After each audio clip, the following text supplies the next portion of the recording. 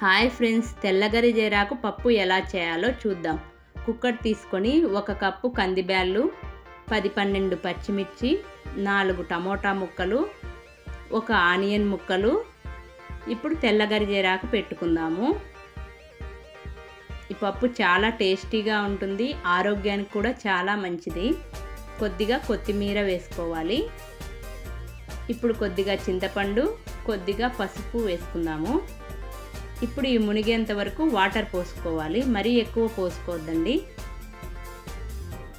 ఇప్పుడు కుక్కర్ మూత పెట్టి ఒక 3-4 విజిల్లు రానిస్తే సరిపోతుంది. చూసారా, బాగా ఉడికింది. ఇప్పుడు ఎసురు పక్కన కొంచుకొని ఇప్పుడు తగినంత సాల్ట్ వేసి పప్పు గిత్తితో మెత్తగా మెదుపుకోవాలి. ఇప్పుడు బాగా మెదిగింది, ఎసురు కూడా పోసేసాను. ఇప్పుడు స్టవ్ మీద కడాయి పెట్టి వేడయ్యాక 2 టేబుల్ స్పూన్ల ఆయిల్, జీలకర్ర ఆవాలు, ఎండుమిర్చి, వెల్లుల్లి వేసి అవి వేగాక కరివేపాకు వేసి ఇప్పుడు పోపు పెట్టుకుందాము. Please like, share, subscribe.